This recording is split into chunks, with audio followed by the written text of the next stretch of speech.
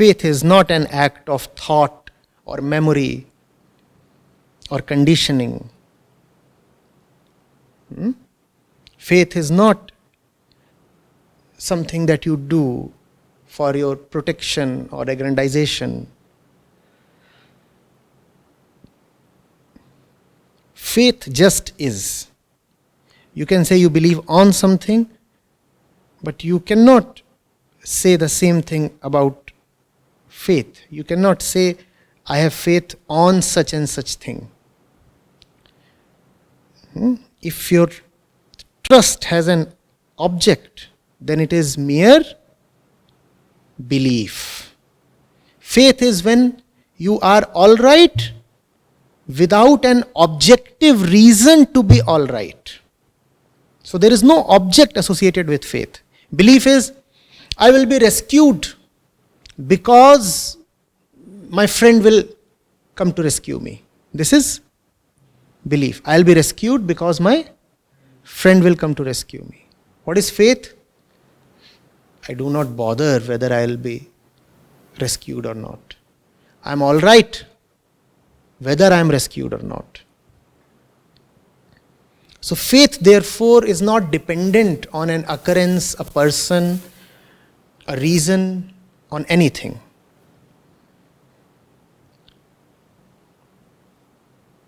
Faith is, I said, object independent. Right? Faith is obviously another name for a totally fulfilled self. When the self is totally fulfilled, then it bothers not. Or it says that my botheration has been submitted to or surrendered to a very, very reliable, dependable force. This is faith. Either you could say, I do not bother at all. Or you could say, I have given all my botherations to Ram. And who is Ram? The one who cannot falter. The one who will not fail me or deceive me. These two are the same thing. You could either say, now I am not bothered at all. My friend may come to my rescue, not come to my rescue. I feel already rescued.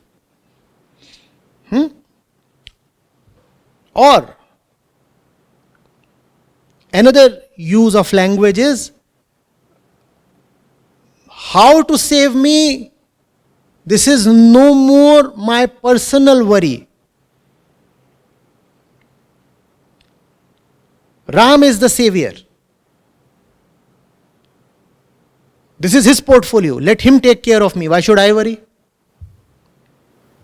But in either case, you see, faith is object independent. Whether you say, I do not worry at all, or whether you say, Ram will take care of my worries. Because even though in the second case, you are talking of Ram, Ram is nevertheless not an object. Ram is an abstraction. Are you getting it? Ram is an abstraction used to communicate the idea that I am no more bothered about myself. And because you wanted to communicate it in an affirmative way, so you said, I am no more bothered about myself, my worries now belong to Ram. That's as good as saying, I've stopped bothering. Or the one who bothers, or the one who used to be bothered, I'm no more that. I was never that, it's just that I was in a spell for a while, now I'm out of that spell. Are you getting it?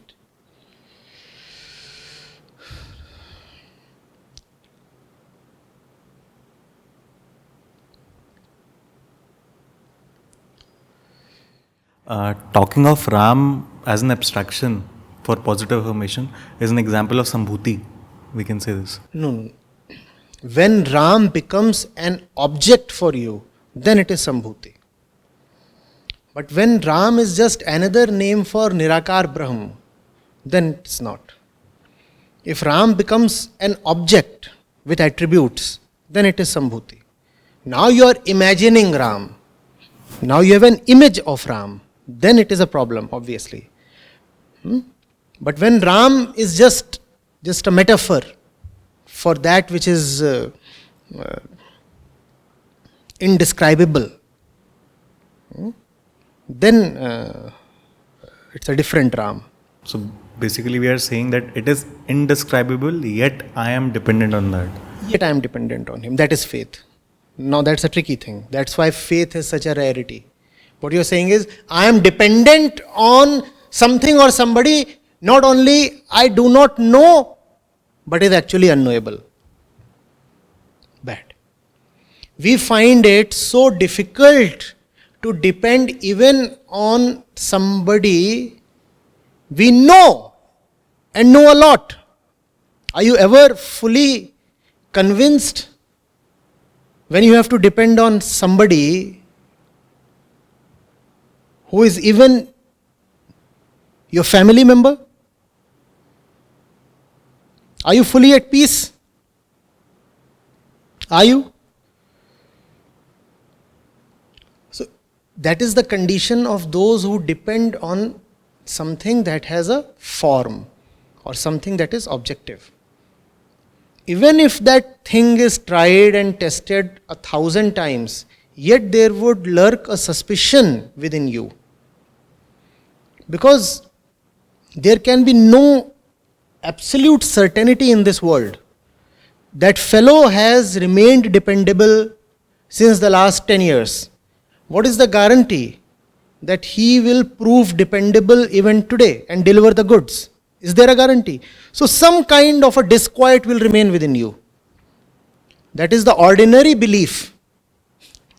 In faith, you do not even know who it is you are trusting, and yet you are secure.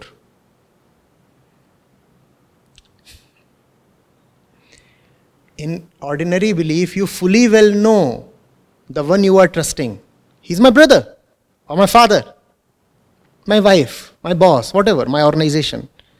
I know, and I am trusting them.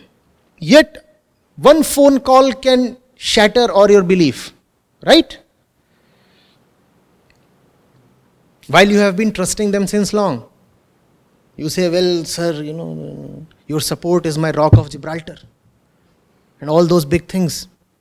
But one phone call is enough to dynamite the rock. Right? Faith, you have no idea who you are trusting. And yet you are all right. तुलसी भरोसे राम के निर्भय होके सोए. But who is Ram? Why should I bother? All my botherations are with Ram. So why should I bother who is Ram? Even this botheration let Ram take. Let Ram bother about who is Ram. तुलसी भरोसे राम के निर्भय होके सोए. Now he does not say तुलसी भरोसे guard के निर्भय होके सोए. If it is some guard, then Tulsi cannot be nirbhay, and his sleep can never be deep. Because the guard can ditch you. If the one you are depending on is a mortal person, some objective thing of this world, then you can be anytime ditched and let down. Ram? No chance, boss. Sleep peacefully. Anhoni honi nahi, honi hoye so hoye. That's faith. I can never be let down because there is nobody to let me down. There is no Ram in the objective sense. So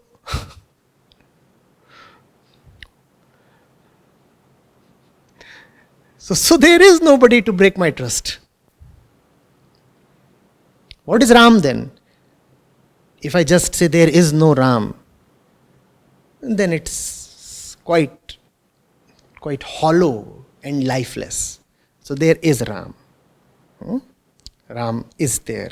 But not in the sense the guard is there. Ram is there in some other dimension. What is certain is Ram is not in the dimension of the guard. Equally, you cannot say there is nothing called Ram, because had there been nothing called Ram, how come Tulsi is snoring away so peacefully? So there certainly is something called Ram, but that something is not in the same plane as the guard. What is the proof that Ram is there? See how his snores are echoing. That's the proof. Not one tension this man has. This is the proof that there is Ram.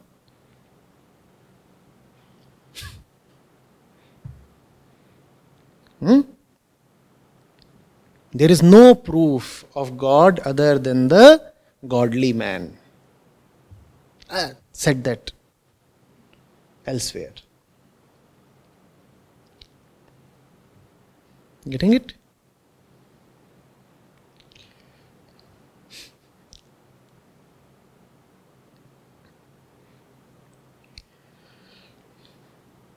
As long as the guard is there, you will get no peace, no sleep. Now there are two options. Get 10 guards, get the entire army, or dismiss this one guard that you have. Most people, if they are not able to sleep peacefully with one guard, what do? They bring in 10 guards. They say, now maybe we'll feel secure and sleep. But the thing is, if you couldn't feel secure with one, you cannot feel secure with 10. What if these 10 collude? One was one. I could have even overpowered him. But now there are 10 of them. Insecurity is mental. Who can stop imagination? So the way is, if one guard makes you insecure, don't get another one. Dismiss this one.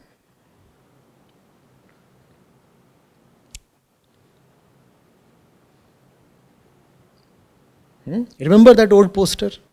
Everything that you gather for your security makes you all the more insecure.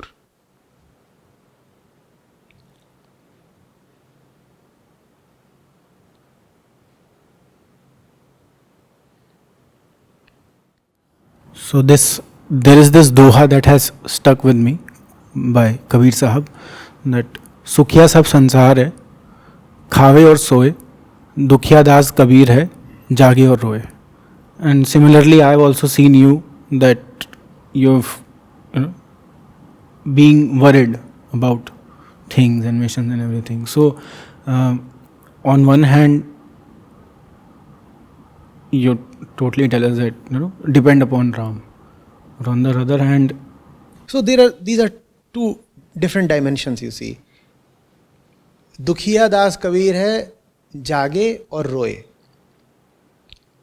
The jage bit, the awakened part, pertains to Vidya or the subject within. The roe part, which implies concern and tension and restlessness, this pertains to the worldly conduct. Are you getting it? Within, there is nothing but pure awakening, constant awakening. Externally, the being is responding to the worldly situation at hand. And the worldly situation at hand is such that it brings tears to the eyes of the mortal being. Are you getting it? The mortal being, he is influenced by the situation of the world, because as far as the mortal part is concerned, it has to be influenced, it will be influenced. But within that mortal exterior lives someone whose nature and work is just pure light and awakening. Jage or roye. In fact, because he is awakened within, therefore he is in tears outside. The ones who are not awakened within are found rejoicing outside. Are you getting it? So it is not as if awakening necessitates a certain type of blissful external conduct. It's a fallacy. And it's a fallacy that has been promoted by not merely ignorance but actually ill will. You see, it has been said that if you are awakened from within, then externally you would be composed and peaceful and smiling and all those things. If that be the reason, then why is Kabir Sahib saying here that in the middle of this happily sleeping world, he is the only one awake and tearful? Awakening is a certain thing in all saints. This will be something common amongst them. All of them are awakened from within. Except for this, if you find anything overlapping in their external behavior or characteristics, it is merely a coincidence. There is no certainty, no guarantee that the outsides, the external behavior or conduct or mannerisms of awakened beings will be similar. No, not at all. What is similar among them is inner awakening, not external conduct. But we have been made to believe that all awakened beings must display a particular type of external conduct. You know what that does? That merely enables the fraudsters to exhibit that kind of conduct and convince everybody that they too are awakened. For example, if it has been drilled deep into you that an awakened being walks in a particular way, wears in a particular way, carries a particular, something around the neck with beads or rings or some holy mark or vermilion or something. His eyes are half closed. He's always found chanting the holy name. He smiles in a particular way. And you have been said that the holy man will display all these characteristics. He eats this much and in this way.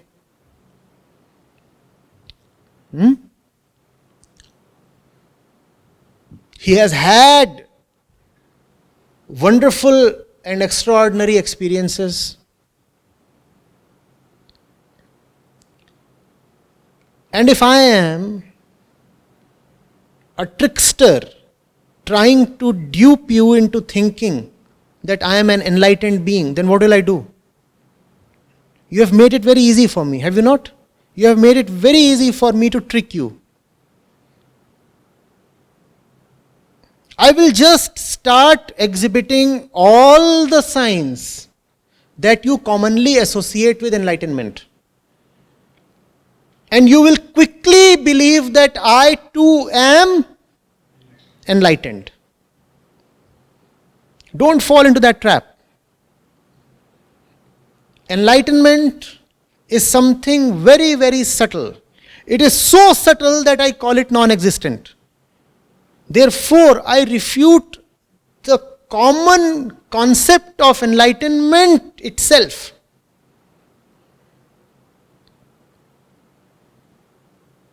The commonly held and displayed enlightenment is nothing but a trick. And it is a trick to cheat you. Why don't you understand?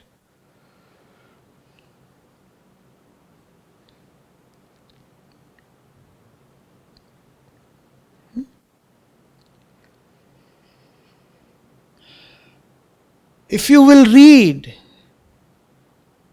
about the lives of saints, so many of them have done so many things that will shock you. They are totally against your idea of enlightenment. It is just because you are in ignorance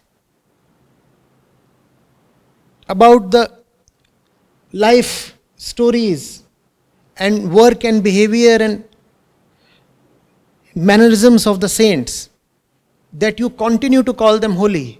Otherwise, if you will measure them by your yardstick of holiness, then you will be forced to declare that none of them are holy. It is a very strange situation where you have dreamed up standards of holiness for yourself that are so foolish that you declare all the frauds as enlightened, and all the saints you will declare as ordinary beings or even vile beings if you come to know of the real life stories of those saints. Just because you will think that the saints are wicked or fallen, it will do nothing to the saints, but it tells a lot about your stupidity.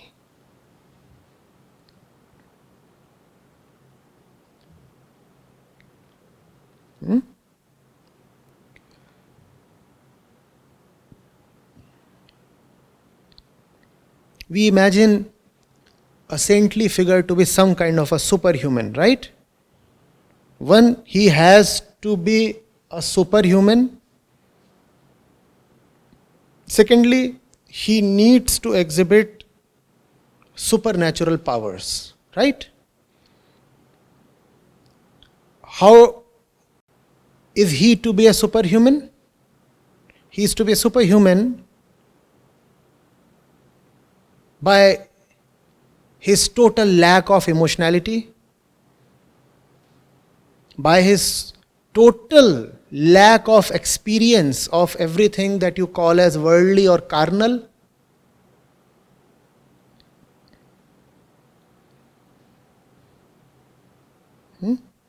Everything that besets you and defeats you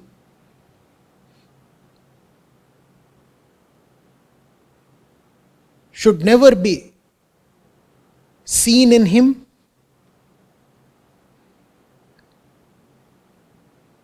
And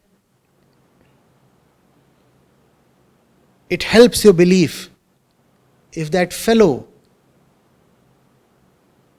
declares that he can heal wounds or fly off his body.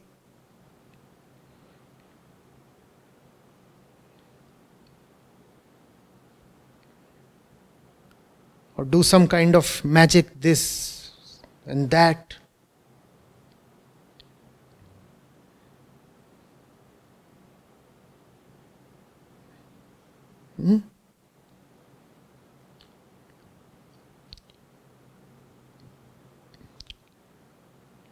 In contrast, saints were deeply human. You may call them enlightened, unenlightened, as you please. Doesn't matter. What matters is that they were human to the core. They were concerned. They cared. They bothered.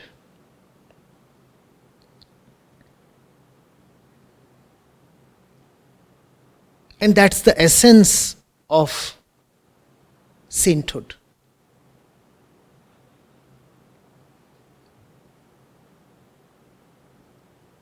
The field of your concern extends far beyond yourself.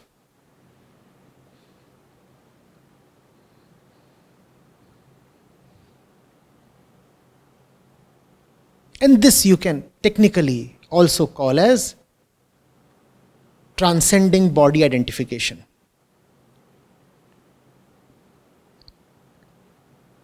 So, the common man weeps, so does Saint Kabir. The difference does not lie in one weeping versus the other not weeping. The difference lies in the fact that the common man weeps for himself. And Saint Kabir weeps for the entire world. The field of his concern is very inclusive. Concerned he is, worried he is. He is worried just as the common man is. He weeps just as any common man or woman does. It's just that when a commoner weeps, it is because he has lost some money or some desire has not been met. When Kabir Sahib weeps, it is for another reason. Similarly, he will display all other emotions. Disappointment, anger, desire. It's just that the common man desires for himself. The saint will have a much more intense and ferocious desire. The desire of the common man is lukewarm. The saint's desire is unmatchable. Intense drive and desire he has. It's just that he is not desiring for his personal sake. But if you will look for desirelessness in a saint, you will be deceived, because some charlatan, some trickster will display a cultivated desirelessness and take you for a ride. He will say, look at me, I have no desire. And you will say, wow, this is the real enlightened being. See, he has no desire. No, the saints had tremendous desire. It's just that when there is saintliness, then desire itself gets consecrated. By the touch of the center, the exteriors are turned holy. Are you getting it? On the exterior is the dance of all these worldly things, mind, desire, anger, disappointment, all these things.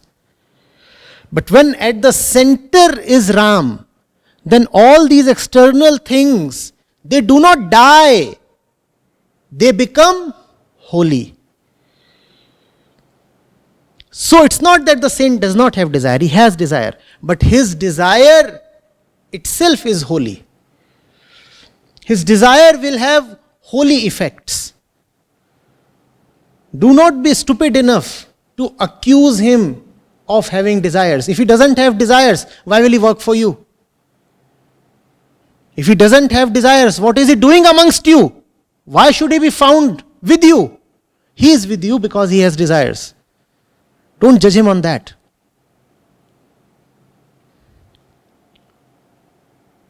The nature of his desire is dimensionally different. The nature of his anger is dimensionally different. The nature of his tears is dimensionally different.